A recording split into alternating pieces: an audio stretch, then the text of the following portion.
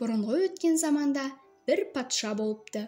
Оның сарайы әлемдегі ең көркем зәулім сарайлардың бірі болыпты. Бірақ патша өз иелігіндегі салтанатқа аса мән бермейтін бейбақ бір патша болыпты. Сарай маңында сарайдың әсемдігімен жарасқан әлемдегі ең әдемі гүлдер өскен үлкен бір бау-бақша болыпты. Халықтың айтуынша, ең ғажабы сол бақшада мекендейтін бір бұлбұл болыпты. Сондай әдемі дауыспен сайрайтын бұл құстың атақ-даңқын естігендер ұзақ елдерден де келіп көруге асығатын болыпты. Бір күні бұлбұлдың даңқы патшаның да құлағына жетіпті. Алайда патша бұл хабардан хабарсыз болғанынан қатты ашуланып, уәзірін шақырып, «Бұл қалай болғаны?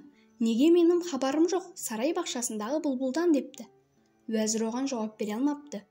Өйткені оның да бұлбұлдан еш хабары болмапты. Дереу бағбанды шақыртып, сарайда әлемге танымал бұлбұл бар екен, неге айтпайсың бізге десе, бағбан, ғафу етіңіз мырзам депті.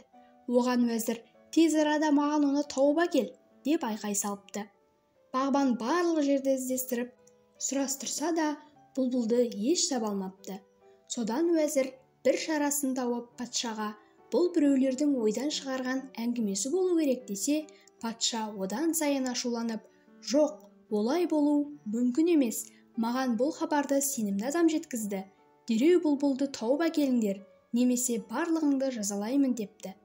Сарайдың асханасында жұмыс істейтін қызметші қыз бағбанға келіп, іздегендеріңізді бұл жерден таба алмайсыздар, қаласаңыздар мен сіздерді оның жанына ертіп алып барайын депті. Мұны естіп қуанған сарай қызметкерлері дереу бұлбұл мекендейтін тоғайға қарай жол тартыпты. Бұлбұл тұратын жерге келгенде қыз кішкентай бұлбұл деп айғайлапты. Бұлбұл бір ағаштың бұтағынан көрінген кезде, патшамыз сені көргісі келіп, даусыңды естігісі келіп жатыр. Егер бізбен бірге бармасаң, патшамыз барлығымызды жазалайды депті. Бұлбұл оған келісімін беріпті. Жолай оның әсем даусын тыңдап, барлығы сарайға келіпті. Сөйтіп патшаның құзырына шығып, бұлбұл әдемі даусымен ән шырқай бастапты. Даусынан әсерленген патшаның көзінен жас парлапты, әрі жүзіне қуаныш ұялапты. Патша бұлбұлға, менен не тілеуің бар, айт депті. Сонда бұлбұл, мен үшін ең үлкен сый сізге қуаныш сыйлау деп жауап беріпті. Баршаның сүйіспеншілігіне қауышқан бұлбұл сарайдағылардың асыл тәжіне, бақ-дәулетіне айналыпты.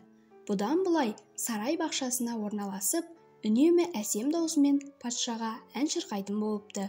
Ел тұрғындары бұлбұлдың әндерін тыңдау үшін сарайдың айналасына жиналып тұратын болыпты. Бір күні патшаға бір сыйлық сандығы келіпті. Ішін ашып қараса, құнды гауһарлар мен асыл тастармен безендірілген ойыншық бұлбұл шығыпты. Шыныдан жасалған бұл ойыншықтың төбесінде бұрандылы кілті болыпты. Кілт бұралғанда шынайы бұлбұлдың даусы шығатын болыпты. Уақыт өте келе, шынайы бұлбұл патша тарапынан өзіне назар аударылмай қалғанын ренжіп, бір ыңғайын тауып сарайдан ұшып кетіпті. Күнде әсем үнімен сайрап жүрген ойыншық бұлбұл бір күні бұзылып қалыпты.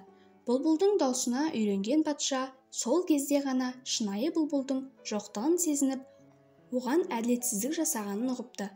Қайғысынан науқастанып төсек тартып жатып қалыпты.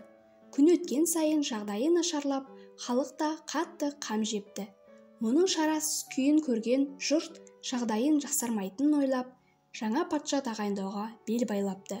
Патшаның сырқаты және жаңа патшаның тағайындау хабары сарайдан ұшып кеткен бұлбұлдың құлағына да жетіпті. Патшаның өзін жақсы көретінін, істеген ісіне өкінетінін естіген бұлбұл оған көмектесуге шешім қабылдап, дереу патшаның жатқан бөлмесінің терезесінің алдына ұшып келіп, әсем даусымен ән шырқай бастапты. Төсегінде жатқан патша бұлбұлдың даусын естіп, қайта өзіне келе бастапты. Таңға жуық патша аяғынан тұрып, ауруынан жазылып кетіпті. Патша өзін емдеген бұлбұлдың әсем даусы екенін біліп, бұдан бұлай оны әрдайым жақсы көретінін айтыпты, және бұлбұл да анда-санда келіп ән шырқап тұратынына сөз беріпті.